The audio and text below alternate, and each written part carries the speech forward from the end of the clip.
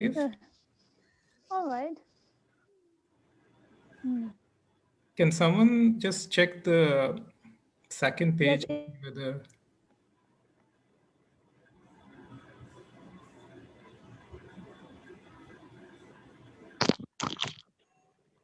It's okay, live.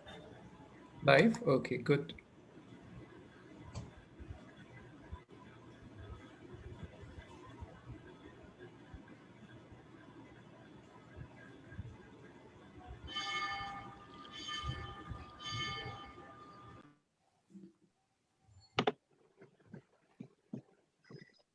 so yes, Bijoy, maybe you can start.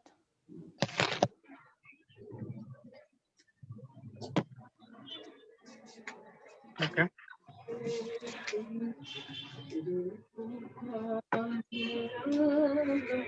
People are still coming in.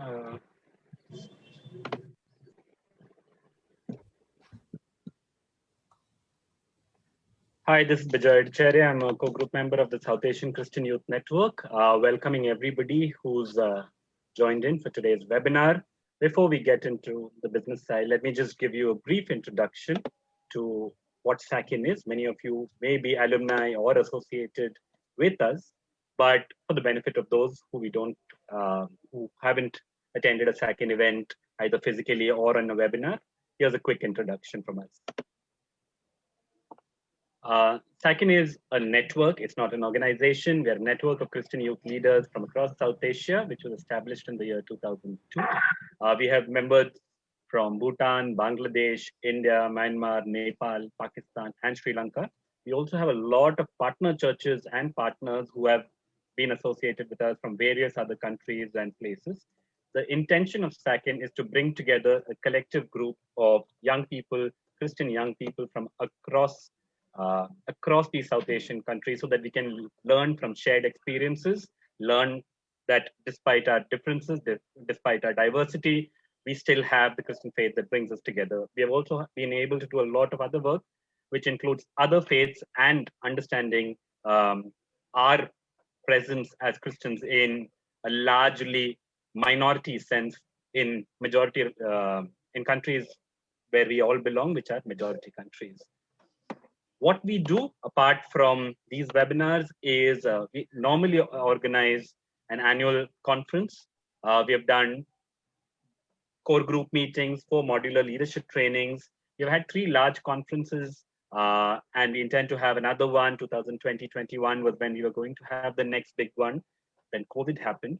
But COVID, as usual, presents us an opportunity to bring the network together. So we have chosen to go with the webinars. These webinars are meant to touch upon topics that interest South Asian Christian youth. We started with topics that related to the immediate impact of COVID-19 on Christians, South Asia, and the region. But we have since moved on to other topics. This particular topic that you are seeing is the 7th in this series and will be moderated by our co-group member, Wanda. I'm going to stop here and hand over to her in the interest of time and brevity. Thank you so much. Wanda, over to you. Thank you so much, Bijoy. It was good evening to everybody who is here, and welcome to our webinar, Choosing One or Chosen One, Dating in a Christian Context. So given this particular month, we thought it would be absolutely amazing to talk about a very interesting topic. So a concept that evolves over time and with every generation is dating. From being referred to in many ways, such as courting, going out, seeing each other, to many forms of dating, such as online dating, blind dates, dating is expected to be a universal phenomenon. It's just something you do if you're single and of age, and that age is dropping quickly. It is considered the natural precursor to marriage and is generally considered something to be desired, whatever form it might take. Given our Asian, more specifically South Asian context, apart from our faith, our context and its cultures and tradition play a major role in the concept of dating and relationships as well. In this webinar, we will focus on our faith. As Christians, we are called to be distinct in the ways we think and act, and all issues that confront us and those around us. This topic is of no exception. So, is there such a thing as biblical or a Christian way of dating? If so, what is it? How can Christians think differently about this? In the South Asian context, where in most homes dating is taboo, is there a Christian and better way to approach it? How do you advise young people about it without sounding too liberal or too conservative? Is the concept of dating there in the Bible? In a relationship, how far is too far? Are a few of the many questions teenagers and youth have in today's age. Through this webinar, we hope to have at least a few of our 100 questions answered and know and understand the Christian way of approaching dating and relationships. We hope to inspire young people to be open and understanding, but not lose sight of our Christian values in their social lives. With that little introduction, let me introduce you to our esteemed panelists today. We have Father Jerry Kurian. Father Jerry is a priest of the Jacobite Syrian Orthodox Church. He has been teaching Christian communication in several seminaries in India from 2004 onwards. He has also pastored in several churches in Chennai, Bangalore, and Kerala. He was the youth coordinator and director of diocese development of the Bangalore Diocese of the Jacobite Church, and he is now teaching communication in Kerala and is the vicar of St. George Simhasana uh, Church, Tiruvalla, and managing trustee of the St. George Simhasana Trust. His interests include social media, alternative journalism, theatre, women and media, youth, and in the church and online ministry. We also have with us Deacon Anish K. Joy. Anish K. Joy is an assistant professor in the field of Christian anthropology and spirituality at MSOTS. Academically, he is a research scholar at the Pontifical University uh, in Antonium, Rome, and his his disciplines include gender studies, cross-cultural issues in multi-religious contexts, Bible, and spirituality. He is also a visiting scholar at the St. Paul University in Ottawa, Canada. He is the educational director of Purnodaya Vidya Niketam, an alternative educational approach through holistic education, which is one of his unique educational projects in Kerala since 2 years. He also gives guest lectures at Dr. Engel Real Schule, Germany. He serves as a subdeacon in Universal Syrian Orthodox Church India. He is also associated with Sacred Hearts College, Thevara, Kerala, in the Board of Holistic Education. And last but not least, we have Ms. Rashmi Devaraj, who is a marketer by profession, but longs to see out the great mission laid out in Matthew chapter 28, verses 19 to 20. In the marketplace, via his multiple passions in worship, teaching, especially among children and youth, building up the next generation of worshippers. She worships at Church of St. Michael and All Angels in Colombo, Sri Lanka, and is involved in multiple ministries there. She is also a former SACYN alumni, actually, and is married and the mother of two very active kids who always and almost at all times keeps her busy. So thank you so much to our esteemed and wonderful panelists. I am very sorry and apologies if I have mispronounced anything. So, starting off, what is dating? And as a Christian, is it okay to be in a relationship? What is the Christian view on romance? This is a very question that runs through a lot of teenagers' mind. And if I could kindly now invite Father Jerry, what do you think is the Christian view on romance? And is it okay to date and be in a relationship as a Christian?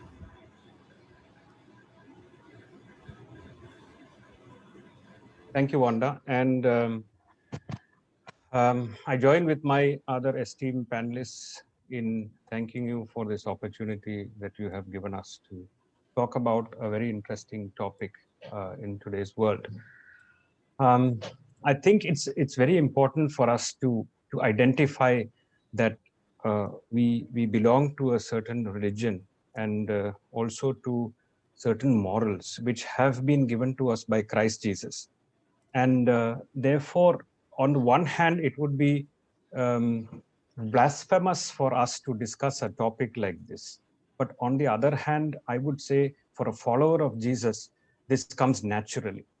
And just as he dealt with the people who were trying to stone the woman and asked them that let the person with no sin cast the first stone.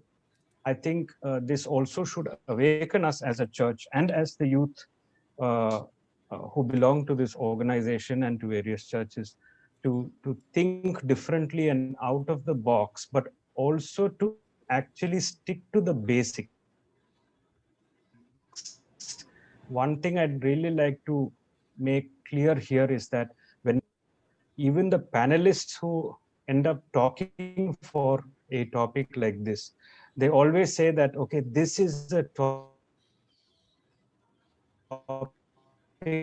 with a difference. And this is also, these are panelists with a difference. So exciting thing to actually do, the most exciting thing to actually do would be to read the gospel accounts of how Jesus dealt with similar topics and come to an understanding with regard to this. So dating should also not be seen as a negative word. Rather, we should try and explore and elaborate on that word. And I would like to actually put in two words which would help us to see dating from a Christian perspective. And those two words are relationship and community. These are two things. These are two things missing in our world today. And these are two things which have also been challenged by the COVID pandemic. But we must understand that even before COVID, these were things that were a challenge to the Christian church. How do we exclude people? How do we keep away people? And why are we not in relationship with other people? So I think we should elaborate on this topic. And when we actually say that as a Christian, is it okay for me to date and be in a relationship? One must say yes. Because if we look at today's world and how others accuse a couple of dating each other, perhaps they're not dating each other. Being in a relationship and dating are two different things. And also going out is a different thing, actually. So we must come to an understanding that then Jesus was dating his women followers, which is not the case. Jesus was in a relationship with his women followers. And that relationship was not sexual, but rather that relationship was something where he excluded someone. He included someone who was excluded by society. So this is actually bringing people from the margins into mainline society. So we must actually look at the other side of what dating means, because otherwise we would rather be glorifying what several people think is a Christian concept. Just like we are doing with Valentine's Day, there are a lot of nationalist parties and forces who actually say that Valentine's Day is a foreign thing, and therefore it should definitely be something that we reject. But on the other hand, Valentine, when we look at history, is also a person who was supposed to be a priest who was imprisoned for marrying young couples. And finally, the jailer's daughter does not get sexually attracted to him, but gets into a relationship with him because of the good things that he says. And he writes a letter and signs off by saying, "Your Valentine." And that perhaps is what we now celebrate as Valentine's Day. So I don't think we should be ashamed to actually celebrate that day if we have our concepts and framework right.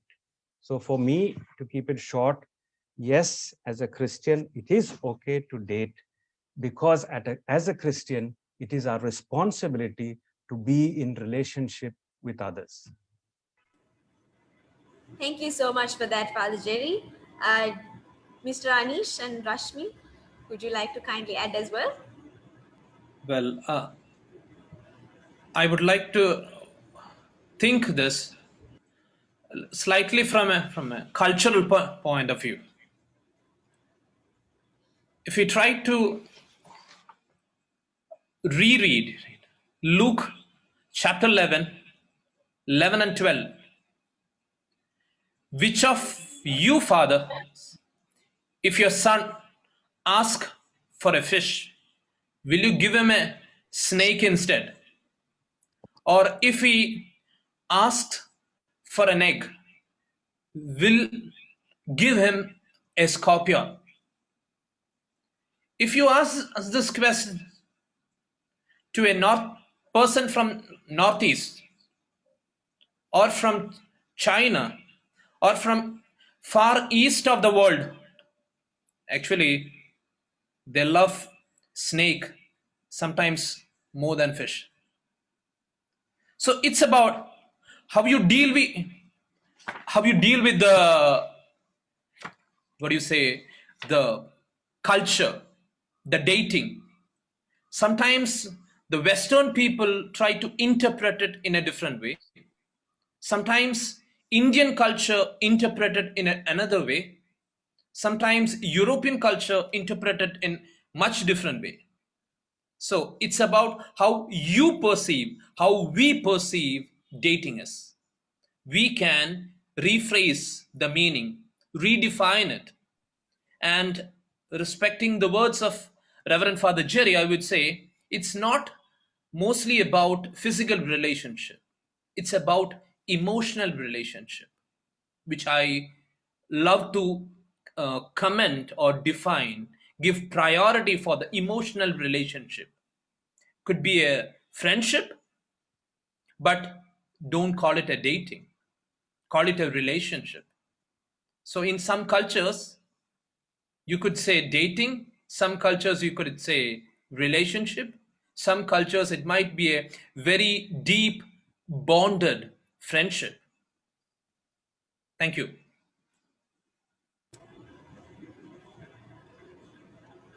Sorry. So just to add to what they said, I think for me, being a Christian is all about 3 M's. You need to know who your master is. You need to know what your mission is. And the third is that you need to have a mate so that you can get the mission done which your master has put in front of you. So for me, it is a part of life. It is what as God has intended for us to get to know, to have a life partner, someone who will help us to, take his mission for us, because he has given each of us a role to play on this earth. And having a partner is a necessary part of getting through that journey.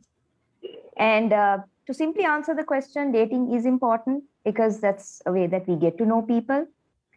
The way that we date, like how Deacon Anish and both Father Jerry were talking about, will differ from place to place depending on cultural circumstances, society backgrounds, places we live in, family ethics. A lot of these things will come into play. But yes, I think it is a good thing for us to get to know people, to understand whether we both think in the same ways, have the same track mind, have the same vision towards what we want to achieve.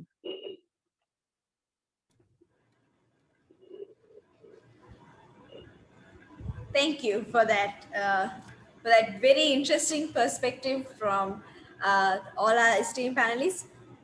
Is it okay to date someone if I don't have any intention of getting married? This is a question that has arisen in many of our youth. And if you do ask young people, they say they're afraid of commitment. So a question that we would like answered is, should a relationship lead to marriage? Deacon Anish, thoughts? Well, I would like to take this from two different perspectives. First one is, if we are talking about someone who is really into single life, then dating or marriage doesn't make sense. Maybe unmarried priest, or maybe monks, or maybe it's not necessary to be religious, but still someone could choose to be a single person. That's their personal decision. So I personally rejects time pass relationships. Time pass. That's the first perspective. But on the other side, without dating, redefining the term dating, as I said before, how could a person decide if he or she is a prospective personality for me or for the person? So you need to get to know a person, but the point is, Do you really wanted to call it as a dating or a relationship or trying to know a person, go out with with someone to have a coffee, talk, chit chat, go for a movie? That doesn't mean it is something physically attractive. So it's about knowing a person. Even in a friendship, you need to know a person. So that is the first part of the question, which I divided into two different perspectives. Now, the second part, should a relationship lead to a marriage? Well, this part is purely mutual. If there is a negativity in the relationship, then either it has to be rectified or a respectful separation should happen. Means, I don't justify one side sacrifice as a solution. If it has to be a sacrifice, it has to be from both sides, from both people who are involved in a relationship, not just like always girls need to be submissive. So it has to be mutual. One side is not my recommendation. Thank you. Father Jerry, would you like to add something? What we need to think about is that we are basically, by being in relationship with someone or dating someone, also trying to figure out whether or discern whether someone is good for us, whether we would like to get married, whether it makes sense for us. So it's not that, you can't, I always sometimes say that people who haven't gone through a certain experience cannot talk about it. So someone who hasn't married uh, completely and perfectly can't do counseling for couples. This is my own point of view. Primarily say that because they haven't undergone the basics of a relationship. And therefore, you can always talk about what people should ideally do, but unless you have undergone something, you can't. So there is a certain discernment that we need, an understanding that we need. And the first thing is to actually think of the fact whether we need marriage or not. I think it's very important to ask couples, even at the cusp of the altar, before they get married, whether they are sure about getting married. And if they're not sure, that they should actually not go through with it. So to actually answer this question, whether it's okay to date and whether it should be part of our culture, it's important because it's this discernment. I think somehow or the other, all cultures are thinking about something else. By dating, they mean, or the meaning that they get is something else. That's why there's this huge resentment to this. But if it's more of discernment that for two individuals, they're trying to figure out whether they want to get married and whether a relationship can then lead to marriage. This is what they're looking at. And should a relationship lead to marriage? It need not. See, we cannot, for instance, we ideally are hoping for the best. We are hoping that perhaps it will lead to marriage. And we are keeping our fingers crossed. We're having a positive frame of mind. But to say that it should and must lead to marriage, again comes into another question that we already have here about the toxic nature of a relationship. Because perhaps one among the relationship is not ready for marriage yet. We think that the only logical next step is marriage. We start pushing that partner. Perhaps that is not a healthy relationship. So yes, we need this. And second, yes, ideally it should lead to marriage, but we cannot push it and we cannot expect it to be something. So the discernment is actually to understand, to know if there is this one person who can be one body, one mind, and one flesh of mind, like it's said in Genesis and in Ephesians 5:31 to 2:32. So this is the discernment process, the process of knowing. So dating is actually getting to know someone to understand whether that can lead to better things. Mrs. Rashmi, would you like to add something to that? Yeah, so I'm what Father Jerry said about that. Ideally, a relationship should lead to marriage. But let's face it, sometimes when we get into relationships, we think that, oh, yes, this is the one I want to marry. But a couple of months down the line, you're like, I don't think I'm too sure about that. So, what I think is two things is what we need to keep in mind. I'm being very practical here. Number one, let's not try to jump into a relationship.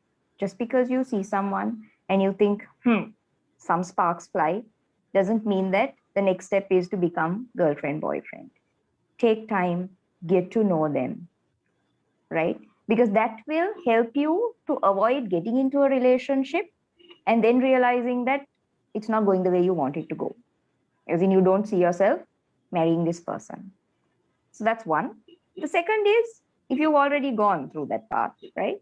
And many of us have been in that situation, where you come to a point where you realize that this isn't really going to work. I don't see it into the future too long, but for now, it's all right.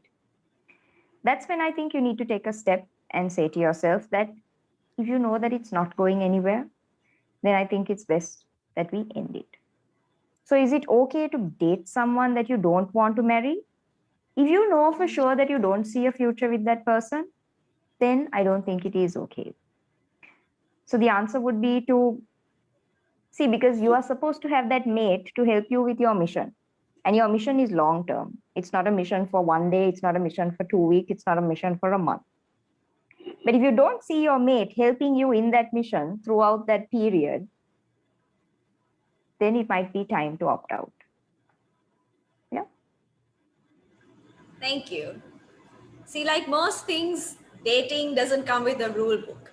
And most of it is what we learn or what we just make up on the way. So, in a relationship, how far is too far?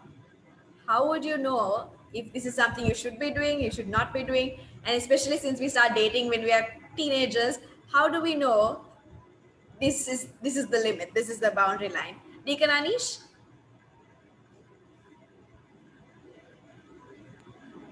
Well, I would like to make a remark and then pass it to Reverend Father Jerry to give it a better pastoral approach. But still, from my point of view,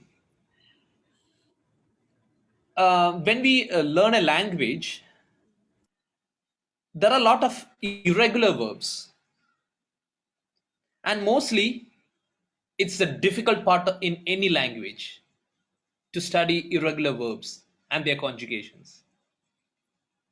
My point is,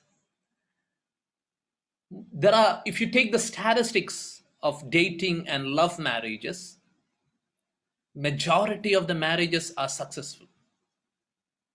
I'm saying from the statistical point of view. What comes out is actually the irregular verbs. And the irregular verbs are very powerful. Now here, least cases proves that circumstances could change even after getting physically involved. Nowadays, that's why I said irregularity is getting regular, which is really sad. Thank you. So I think I have the baton has been passed to me. I would look at this from the perspective of our cultures, most of the Southeast Asian cultures, which actually find it difficult to even say the word sex openly. And it's somehow seen as a taboo. And especially in churches, this is not something that people can talk about. And that then makes it even more difficult for people in a relationship. Because the first thing they actually try to do is to experiment physically, simply because they don't know much or enough about something. And I think that is something we should be actually careful about when we are looking at a relationship, and also to understand that most of our cultures, the person who suffers most in a relationship is the girl. because of how a girl is perceived in most of our cultures. So from where I come from, if a girl has a relationship before a marriage, that is seen as a minus point. If the boy has a relationship before a marriage, then that is seen as the fact that he's a boy, or he's a good man, and that's why, or his virility is really good, and that's why he has a relationship. So in one case it's seen as bad, in another case it's seen as good. So to actually say that we must make couples aware, young couples aware, that one person in the relationship should not suffer because of the physical aspect of a relationship. And when you look at it biblically also, I think that is something that needs to be looked at. The basic aspects of a relationship, as we see in 1 Timothy 5:2, are sincerity and honesty. They talk about purity there, but purity is more so about sincerity and honesty. So it's not about the physical nature of a relationship. At the same time, we may also have to deal with youngsters who may, for some reason or the other, have gotten physical in their relationship. And rather than putting in guilt into their mind, we must try to talk about this more openly. So we try and understand that a relationship has to maintain certain boundaries, has to have respect for both people, because the girl should not finally feel that the only reason for her to marry a boy is because they got physical. That should never be a reason for marriage. Rather, the reason should be that both of them indeed love each other and feel that they have discerned and found out that they are meant to be one. And only then should that be there. But most of our cultures, the problem is that once the physical aspect comes into the relationship, then that and only that determines the fact that the two should get married.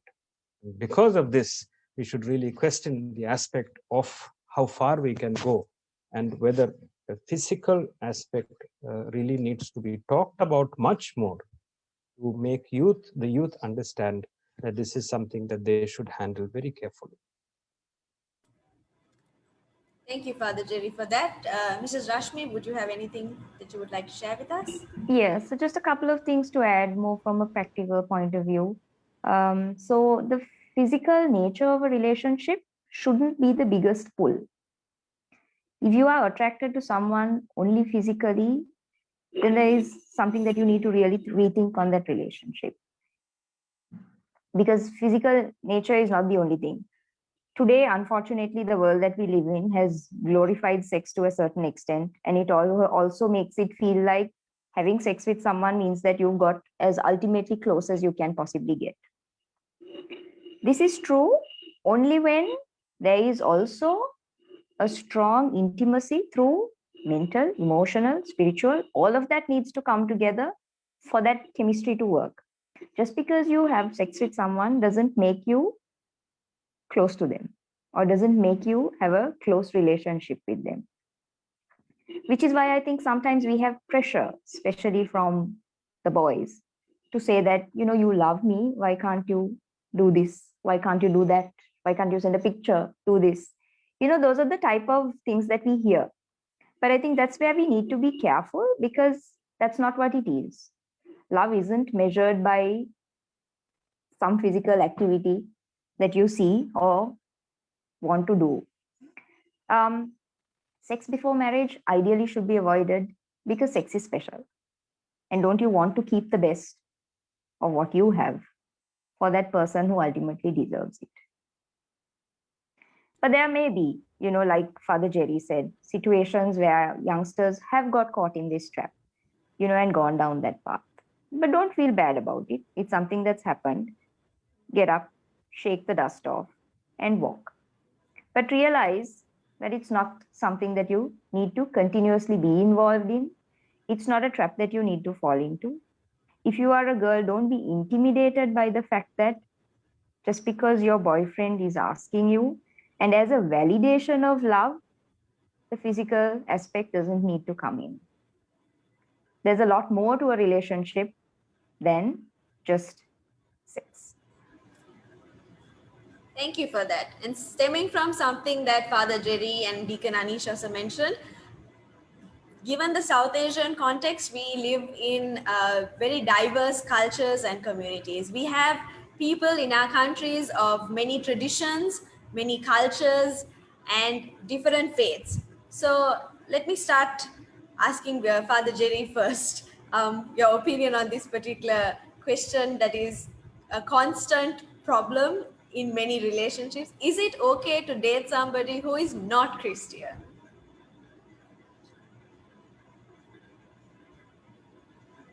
I would like to talk about this from a perspective that usually we don't discuss. And that is to look at the person in the relationship who is a Christian. Now, unless we elaborate a bit more on this question does not make any sense. Simply because many of us who claim to be Christians are not actually Christians anyway. And so, what does it matter that they are in a relationship with a non Christian? Now, why I say this is because usually we are told that one has to be deeply in relationship with Christ so that the person who wants to love us or starts loving us must go through Christ before reaching us. Now, if this is the case, the question is actually answered by itself, because that means for a person who is a devout Christian, their partner in a relationship or the partner they're dating will invariably have to go through Christ to reach them. Otherwise, they're unreachable. Now, if they can reach them without going through Christ, that means that for ourselves, we don't anyway have a deep relationship with Christ.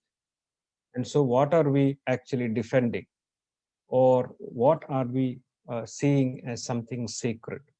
And this needs to be looked at. Therefore, there's no problem in actually having a relationship with someone else from a different culture or from a different religion.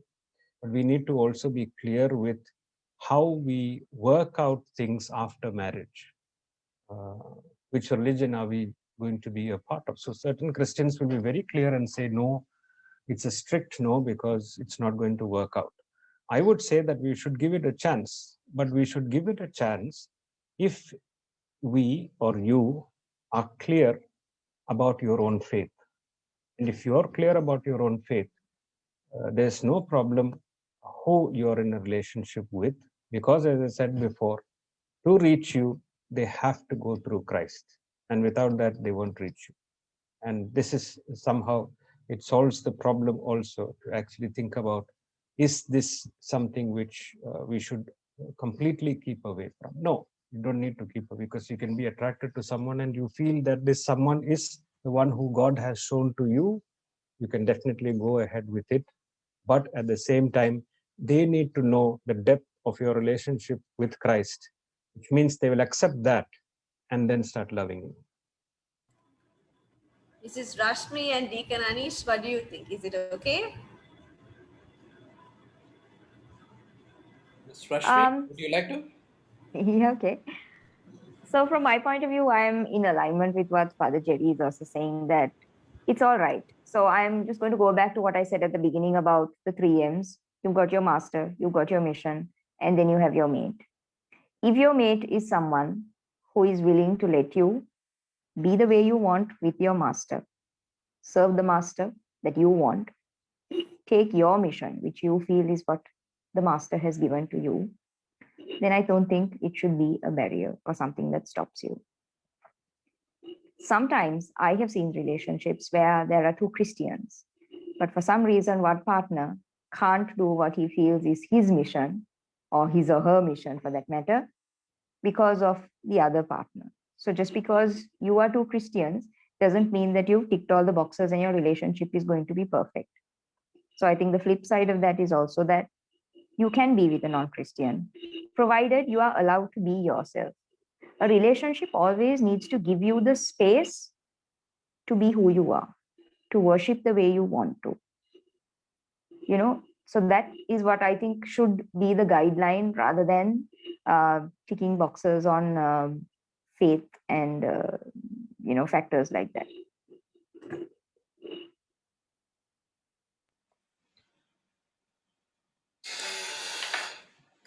Very nice, actually. I'm very impressed with the way how Reverend Father Jerry dealt with especially in the perspective level. And actually, I would say it's a bit revolutionary, which is really in need for this moment. First, I would like to take this point from a biblical point of view. Before that, I would say I'm 100% in a line with Father Jerry and Rashmi that it is possible, and I don't have any no's for that. I totally respect that. Now, the point is why I respect it is purely one side biblical, and on the other side, I would like to touch a little bit what Reverend Father Jerry said. Taking it from a biblical point of view, from a creation level, there is a very famous theme or a topic called the image of God, which has been used in Hebrew, in Latin, in some Sufi text like Islamic and different religious texts. It has been used. Imago Dei, or in Hebrew you could say Zelem Elohim, image of God, is a concept and theological doctrine even in Judaism, as I said, Christianity, some sect of Sufism as well. The human beings are created in the image and likeness of God.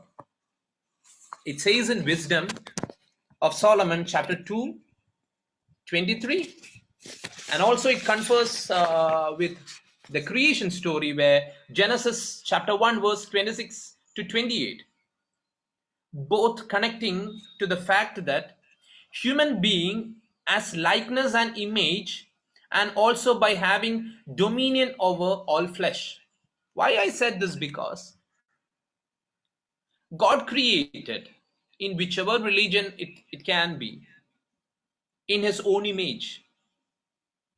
So the whole creation is having the image of God, whether Christian, whether Jew, or whoever is the religious. So we are trying to date a creation, another creation of our Lord.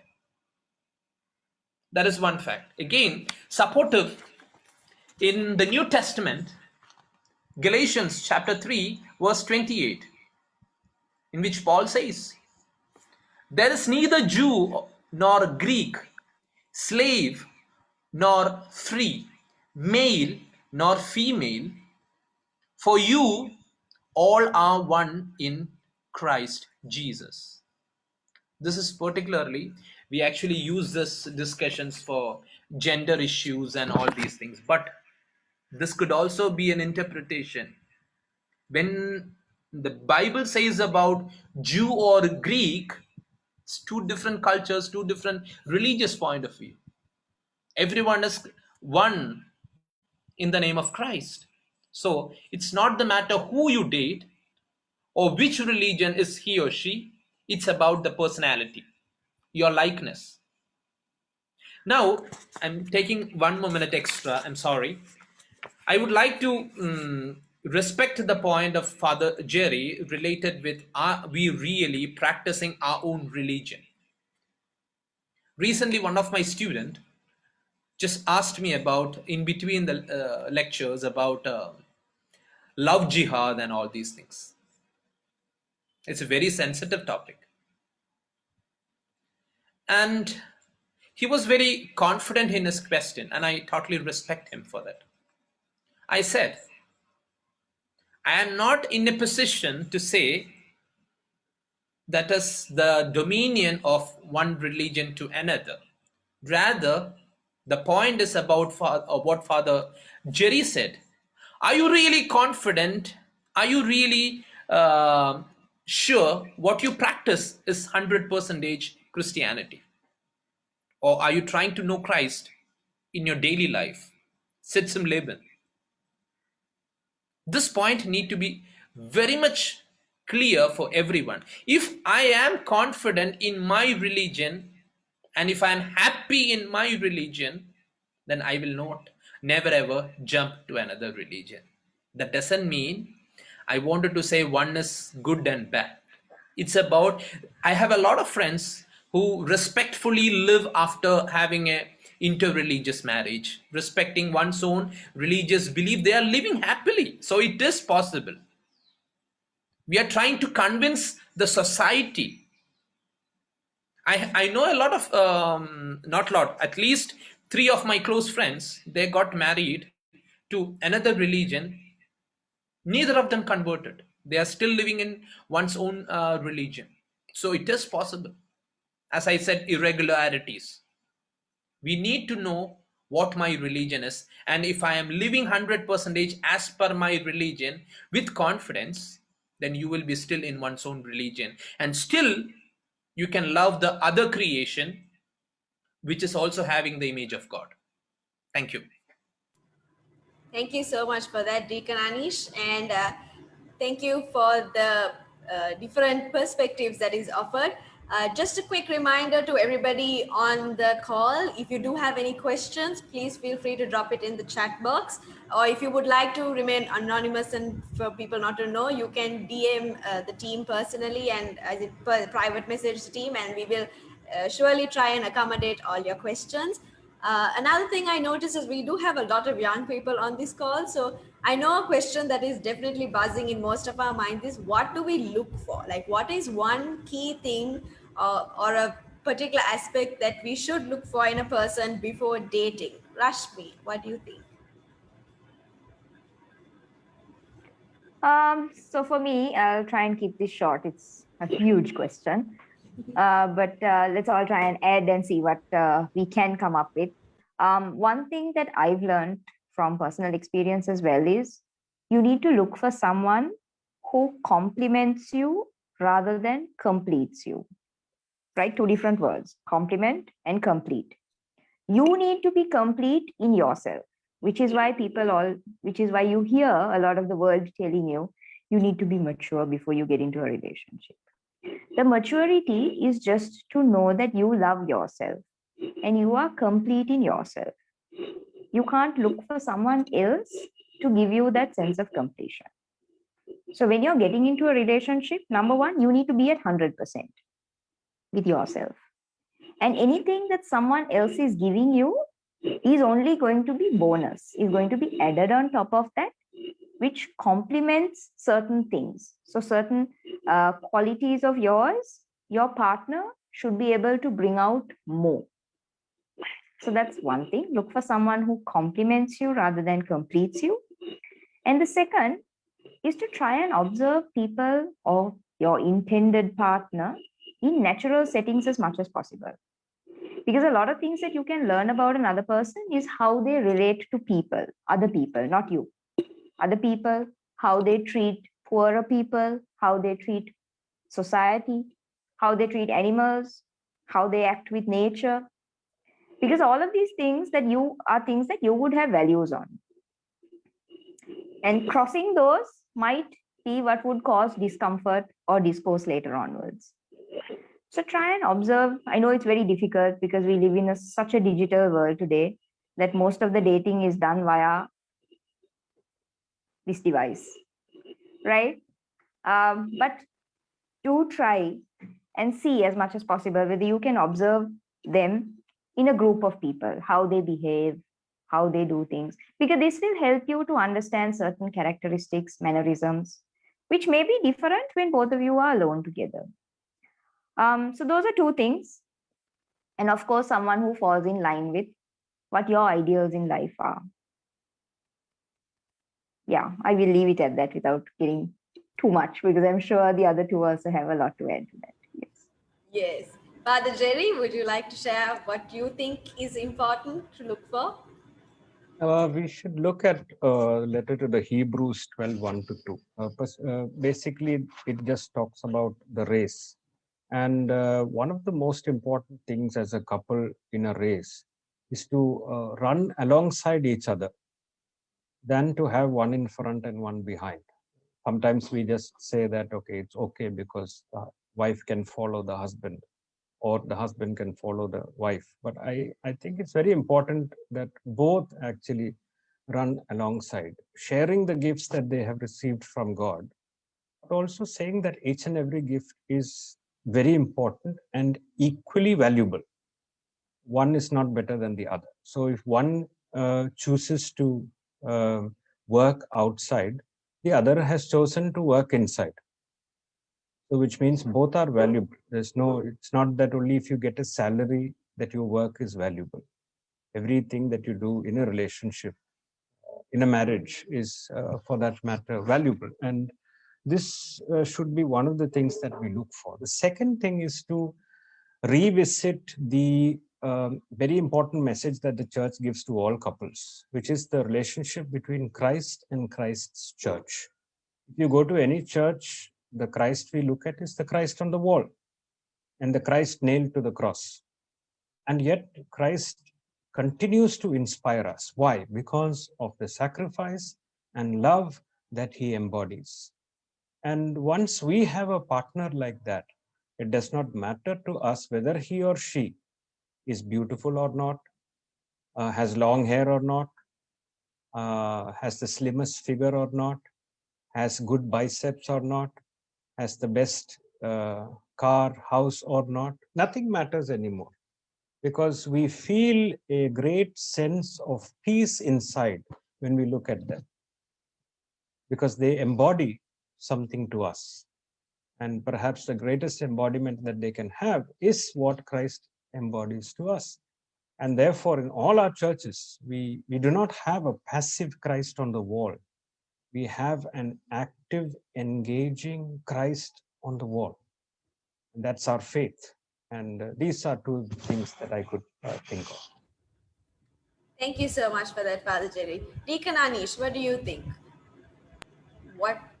Mine is actually a bit longer, I'm afraid, but I will try my level best to make it as small as possible, because I love these discussions actually. It's very thought provoking and at the same time very practical. Well,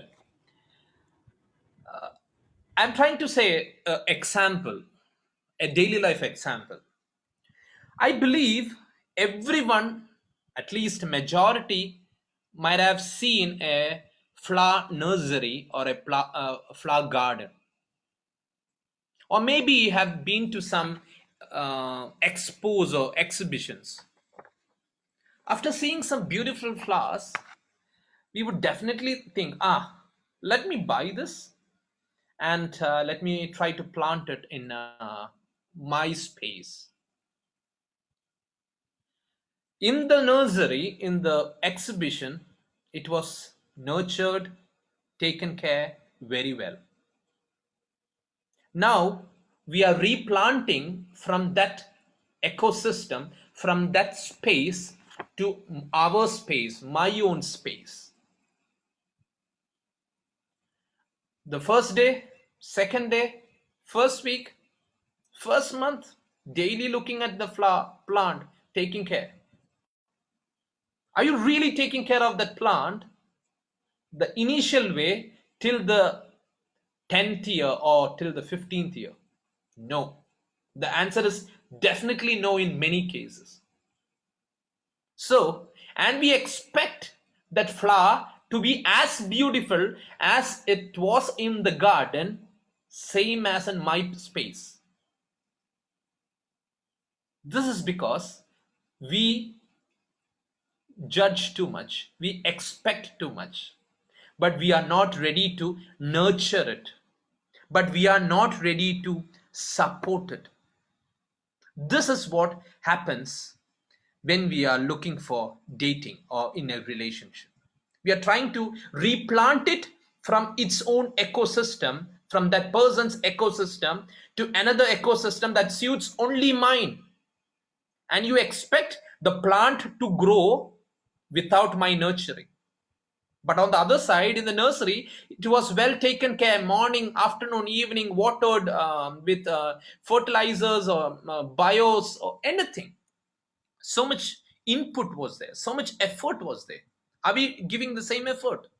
No, but still we want the same as it was there. That is one example. Now I'll give you one biblical example, which was the recent gospel in our Syrian Orthodox Church, like Sunday Gospels. The fishing with Christ. I would like to replace it. Dating with Christ and dating without Christ. That means we need to give importance for the values, ethics, moralities, principles, what we think our ideal scripture or book is, and try to find it and trying to practice it in one's own life. So dating with Christ and dating without Christ. Concluding my point, connecting with Rashmi's point, actually. We have always heard a very common, even the non-Christians itself speak about this. Love your neighbor as you love yourself. Very famous saying. No one sometimes even forget the biblical which verse, but we never forget the sentence as such. I'm actually very much touched with the second part of that sentence. Love your neighbor as you love yourself, oneself. That's what the Rashmi's point is very much apt here. Are you really loving yourself? You need to love your partner as you love yourself. So if your expectation is the way you love yourself, you have to give the same thing. So the importance of the first part in that biblical sentence 100% relies on the second part, though it is a subclause, the way you love yourself. So first, learn to love yourself. First, try to know yourself. And then the relationship, the person, what you try to look for would 100% match, because you give what is good for you. Thank you. Thank you for that, Deacon Anish and our panelists. No webinar on dating or in relationships is complete without me at least posing this side of dating, the not so pleasant side of it. Toxic relationships. Unfortunately, we either are in one or we have known somebody who is in one. Kind of awkward how to say it. So let me start with maybe Deacon Anish. How do you identify a toxic relationship?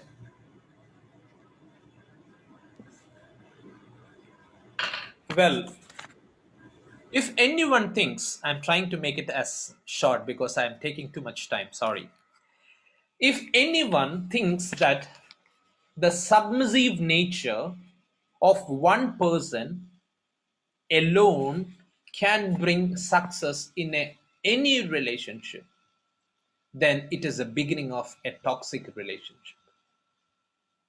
I repeat, if anyone thinks that the submissive nature of one person alone can bring success in a relationship, then that is the beginning of a toxic relationship. All creations are equal in the eyes of the Creator. The basic creator-creation relationship. And that itself is the Christian and indeed a respectful way to consider others. Definitely, as irregularities say, this varies from person to person and culture to culture. Thank you. Submissiveness, a major red flag. Father Jerry?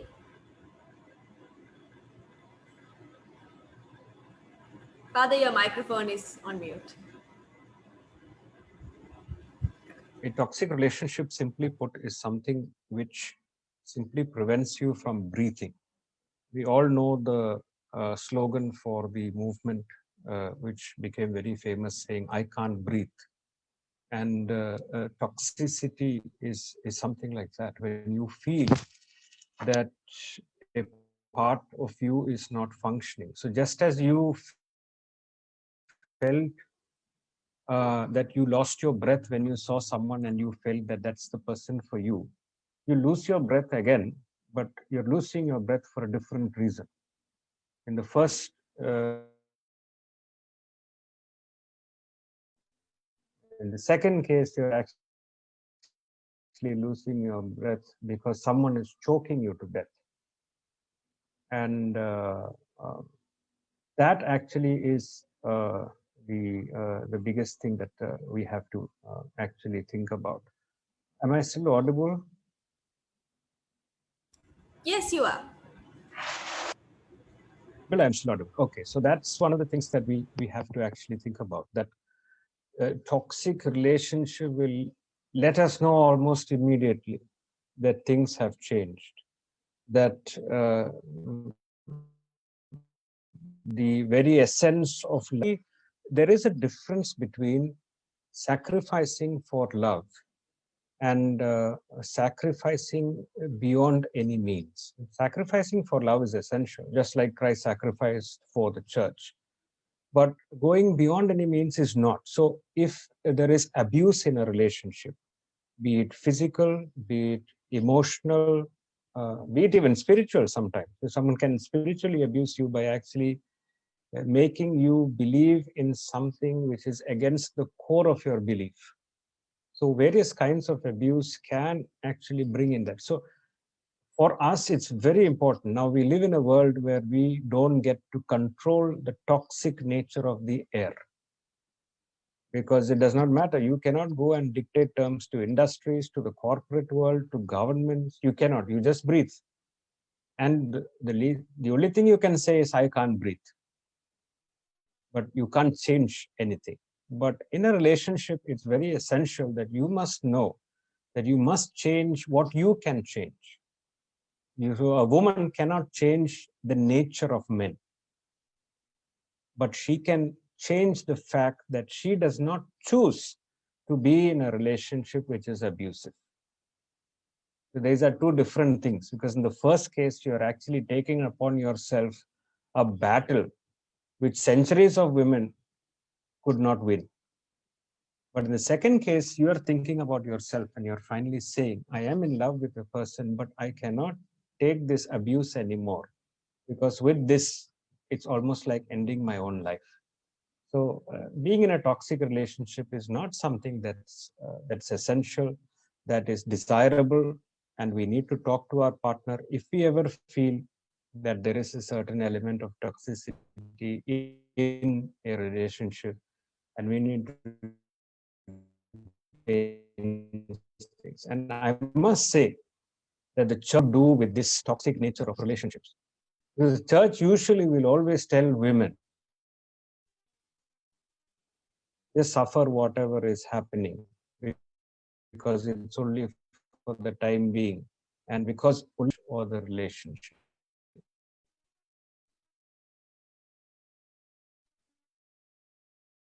That is not the case. We must identify, breathe, and we must also be able to come out of something.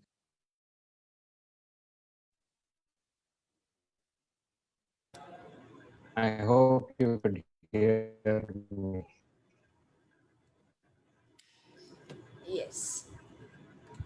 Father, we did. We heard most of it, but I think it was breaking up in between. But we will be able to maybe summarize that. And Ms. Rashmi, any red flags? So for me, it just boils down to one thing, which is that you need to love yourself, and that needs to come. That needs to be a part of that relationship. So, like how Reverend Anish was talking about, Deacon Anish was talking about loving yourself as much as you love that neighbor. And if you don't see that love in the way that person is treating themselves and the way that person is treating you, then I think that should be a red flag. That's number one. And the second thing is also, you shouldn't be in a relationship that makes you doubt your self worth. You know, it's a bit like a very poor example, but sometimes when you have gastritis, and those who know will know, when you eat something, man, it is the best. But later, when you get the heartburn, you regret it. But then it's a roller coaster. And sometimes relationships are like that. You know, there is the good side and there is the bad side. And you think that it's all right to stay in it because the good side is still there. But that bad side is eating away at you. And that is causing your suffocation even more, just like how the acidity is increasing the acid levels in your stomach, which will eventually cause an ulcer. So a toxic relationship, I think, like what we've heard from both the other panelists as well, is something that makes you doubt your self-worth, doesn't make you be the person, or gives you the space to be the person that you want to be. And I think if you do identify those flags, then it is time to opt out. Thank you so much for that. Another aspect of a relationship, whether we like to admit it or not, is a breakup. Sometimes they are mutual, sometimes they are not so mutual. As young people who already go through a lot of other stressors in life, sometimes a breakup can just add to a whole other burden and transform you into another person. You have teens who have, become suicidal, who are depressive, just because they have broken up with their significant other. So, from your esteemed panelists, if you could just share what is the best way to handle a breakup or to get over it. Rashmi? Okay, so I don't know whether there is the best way of handling a breakup. A breakup, whichever way it is probably messy, right? I'm just looking at it from 3 points of view, right? So there is a person who identifies that this relationship is not working, and the person who initiates the breakup. That's one person. Then there is another person who's on the other end. If the relationship or the breakup is not mutual, somebody just cut you off, broke up with you, and you're just left high and dry. That's number 2. And the third is when a relationship needs to break up for external reasons, be it pressure from family, be it certain work rules, ethics. There are certain reasons that also come from the external world that may decide that this relationship needs to end. Either way, it's not easy. So I think for the person who initiates a breakup, the chance or the choice first comes from the fact of identifying that this relationship isn't working for you. From a practical point of view, what I find helps is that you need to cut ties. I know it's hard, and initially cutting ties help because the mind and the heart are very different things. And sometimes, even though you have decided something in your head, and the more you keep seeing, it's very hard to initiate and continue with that breakup. And the second thing is to keep yourself occupied. Fill your life with other things. Make sure your mind is busy, because all those help. For the person on the receiving end who's been broken up with, don't overanalyze. There are a lot of times when you will sit and think, I should have done that. Maybe it was because I said this, or maybe it was that particular incident that made her or him do that. Don't do that.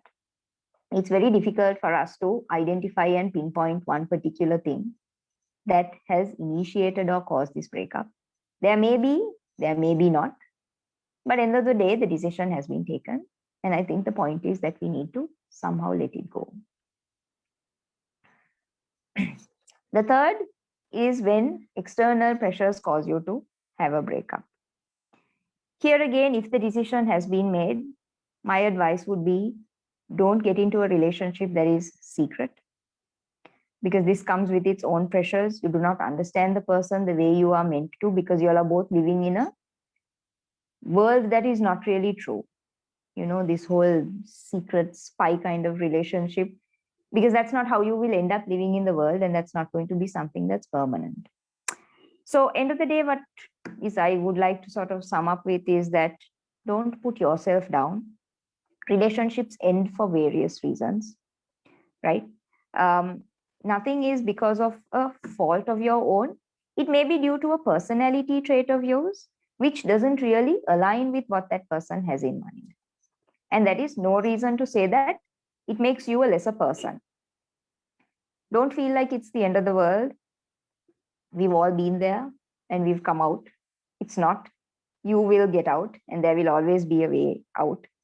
Surround yourself with things that are positive, be it people, be it activities, be it your environment, because that helps a lot.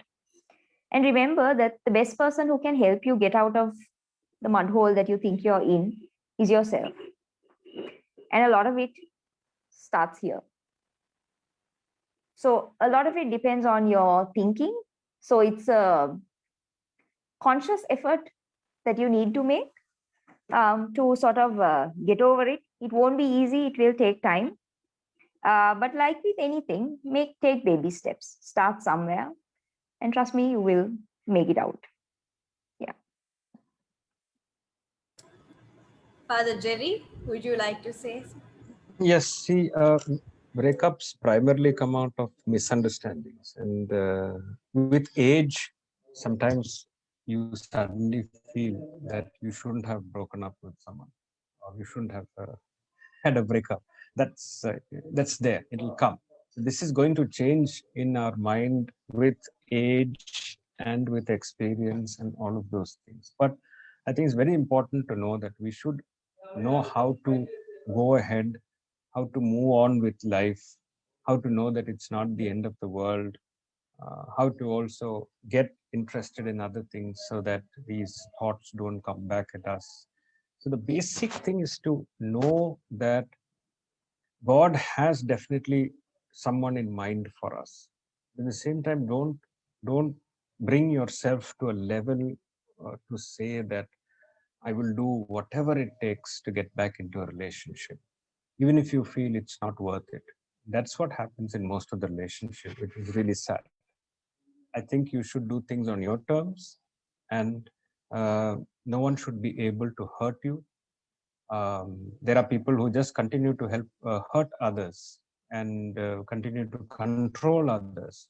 Sometimes even after marriage, people break up, get married to two different people, and the man somehow still controls the lady, even though they're not married anymore. And these kind of things usually happen during breakups. And I think it's important for us to come to terms. And we can have this only with a certain age. I don't think a teenager will immediately get the experience. There can be teenagers who perhaps get that gift, but I don't think that across the board we can say this, that it will take some time for things to heal and for us to also realize that we can have a perfectly nice, friendly relationship with someone we break up. I don't think that it always has to be, that we look the other way when we see someone. It need not be like that. I think with age, we also become more mannered in what we are doing. We also try to think of what we do. And therefore, when we see something, I think the enmity will perhaps go away. And we should also have that kind of a maturity in Christ, if indeed we have a good relationship with Christ. And then the other question comes as to how many times we have had a breakup with Christ. So when we think about breakups, this is something that we should never forget. And despite those breakups, Christ takes us back each and every time. Because I'm sure that all of us don't, we can never say that we have a perfect relationship with Christ, because we have in between loved money, we have loved property, we have loved assets, we have loved other things than God and Christ. And doesn't that mean that we actually broke up with Christ? But Christ just kept going on. And I'm not saying that, we should remain in an abusive, bad relationship no matter what. But I'm trying to say that we should come to terms with what relationships are. Sometimes they're not meant to be. Sometimes perhaps they're meant to be after some time. Sometimes they're not meant to be as husband and wife. Sometimes they are meant to be something else. And I think with age and maturity, just like wine matures, I think we need to also know that this is something that we need to learn and finally come to terms with. That We don't need to be enemies with someone we have broke up with. And I'm not saying that we should take it beyond and go to a different level or anything. But I think once we come to an understanding about this, life will become much, much better, and life will become something that we can handle. Thank you for that, Deacon Anish. Well, I would like to continue from the point where Reverend Father Jerry stopped. Like, for example, he said about the breakups with God. This is very true. How many times we have had breakups? A lot. Still, we are in peace with Him. So let's try to, I'm just trying to bring it from a natural point of view, or natural or basic rule, just from daily life experience. First, we need to understand a basic natural rule. Happiness and sadness are like day and night in every life. The point I would like to share, like to put here, is 24 hours a day or 24 hours as night would be definitely boring. And it isn't a natural phenomenon. Similarly, there is no life with full happiness. There is no life with full sadness. The perspectives applied. I believe, I personally believe, even in a rude personality, there would be at least 0.01% of politeness. So if we can handle it in our daily life with mutual weightage, the way our God was in peace with us, we should also be in peace with Him. Mutual.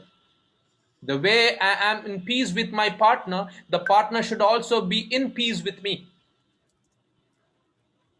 So if we can handle it in our daily life with mutual weightage, then it is a fair relationship. Else, we have to stop it before it eats us. Just one small and a practical example I would like to share is about children. Can you imagine how long does two kids fight or quarrel each other?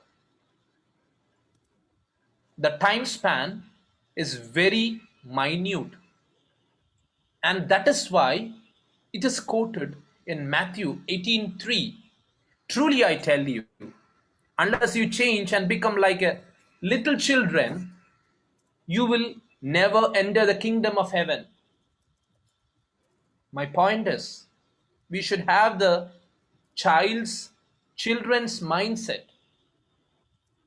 Maybe we fight each other, the next moment is in peace.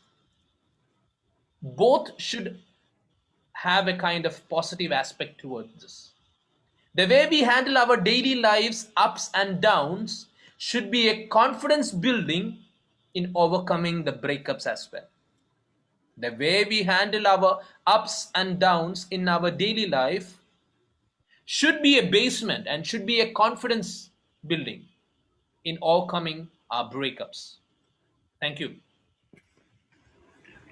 Thank you so much to our esteemed panelists for all your perspectives and your very important and valuable lessons that you shared with us this evening. And thank you also very much to all those who have dropped questions in the chat box. I can see a lot of questions, and we are truly grateful for your questions and for voicing your mind. Keeping in mind the time, since we are a bit over our limit, I'd like to ask each panelist maybe one question from our participants here today. Thank you so much to the people who asked, Bikash, Jeenu, then I think we saw Manuel somewhere. Thank you so much. I can't mention all your names. So I will ask a couple of questions from the chat box, one maybe to each panelist, and maybe if we can answer in a minute. I know it is absolutely impossible to do so, but if we can just try, that would be very uh, helpful at this time. So the first question that we would like to ask from the chat box is a question from Bikash. If Ms. Rashmi can kindly answer this, can we be in a relationship from our teenage if we feel someone has been chosen for us?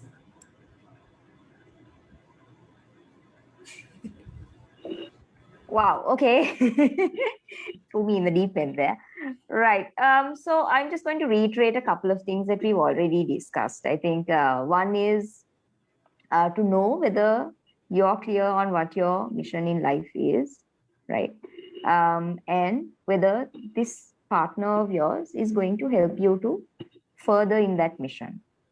So from history or what we know from experience, it's a little difficult for us to tell when we are teenagers as to what we exactly want to do in life. But there can be exceptions where people are very clear with what they want to do from a very young age. My practical point of view on this would be to get to know that person, keep the relationship open. Open in the sense that you do communicate with that person, you grow, that person grows, your relationship grows. And then when it comes to a stage where you all are both a little more confident, a little more sure, a little more, what's the word? Self-aware of things, of who you are, of what you want to do in life, or whether this person is going to help you to get there, whether you see yourself with this person when you're 50 years old. This was one question that the priest asked me and my husband before we got married, when we went in for counseling. We'd been dating for a year and a half, maybe. And the first question that he threw at us was, do you see yourself with each other 50 years from now? And he said, if the answer is no, please walk out. Right? So that is the level of self-aware that you need to get to. So my answer would be to keep the relationship open, right? It doesn't have to be marriage tomorrow, but let yourself grow, let the relationship grow, and eventually you will come to a point where you can decide a little more firmly. Thank you so much for that. We have another question from Jeenu, and this I would be grateful if Father Jerry, you can shed some light on this. Most men and women date each other expecting unreasonable and earthly desires, which doesn't line up with the Christian faith derived from biblical foundation, which stress more on the spiritual aspect of it. How do you reconcile that? You reconcile by finding someone who thinks like you. So obviously, you cannot change the way someone thinks if they need something out of a relationship. Our job is not going to be to reform that person and then get into a relationship with that person. Rather, we must try and identify someone who thinks like you. So everyone, even in this meeting, may not think like you. So your thoughts are clear. This is what you want. And therefore, since that is what you want, you must find someone who thinks just like you. And then the problem is solved by itself.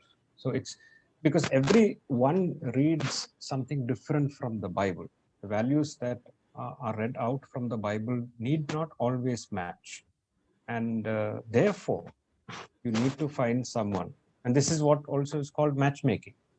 And if you can do it by yourself, that's the best matchmaking in the world, rather than relying on your parents to actually do it for you. But don't, allow this to be a burden in your life.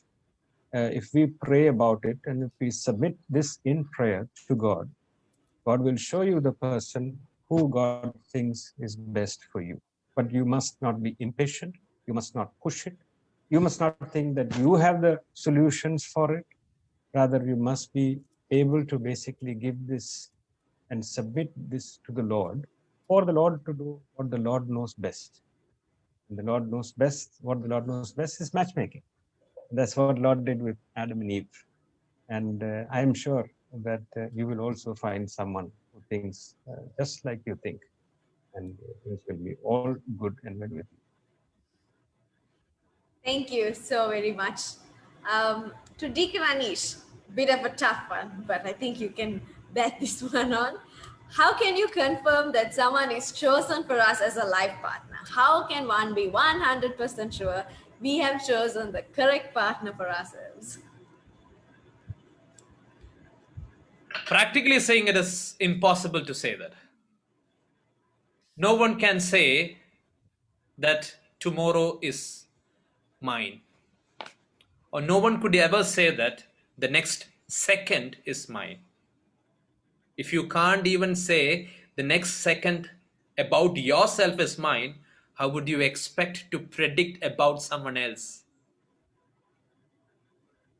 So the general statement I would like to make is that it is really impossible to say 100% about someone else, because even this 100% is not possible to comment about oneself by the same person. Does this answer the question directly, or do you want to a better version? No, I think it does. I think it answers us perfectly. Thank you so much for that. Father Jerry, we have another question. Usually, churches don't allow the sacrament of marriage without the partner being baptized into the church. What are your views on that?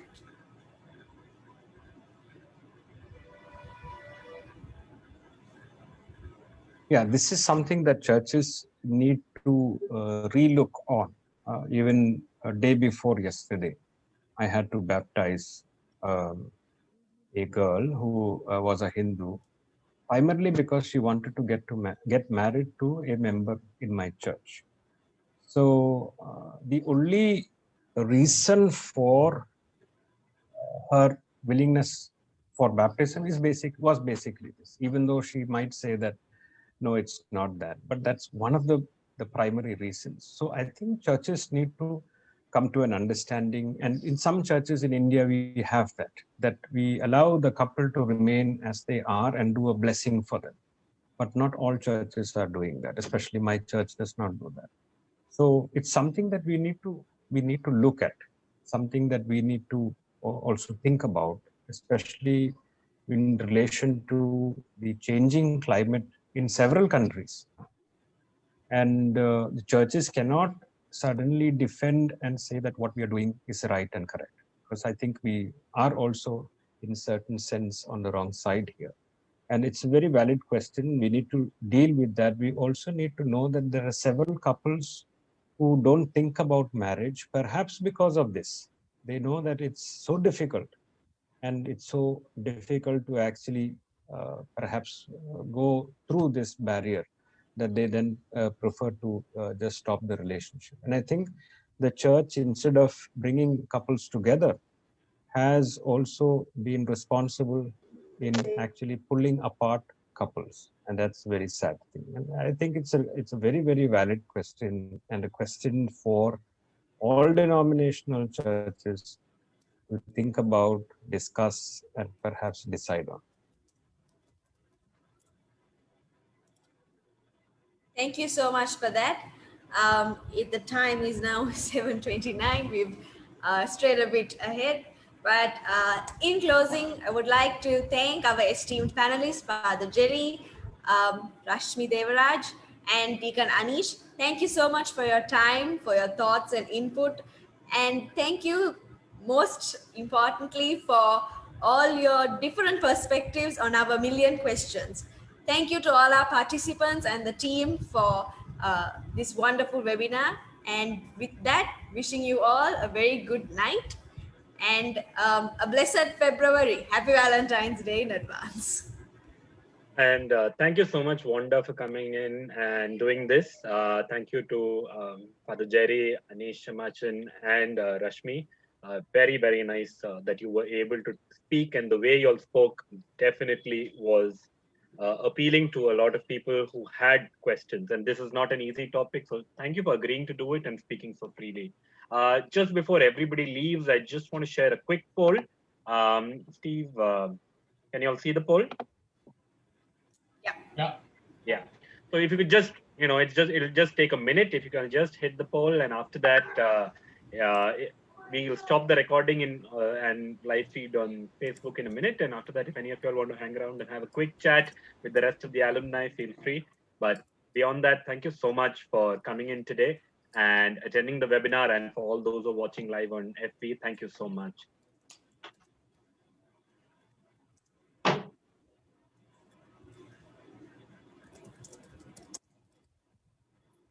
Thank you. Bye.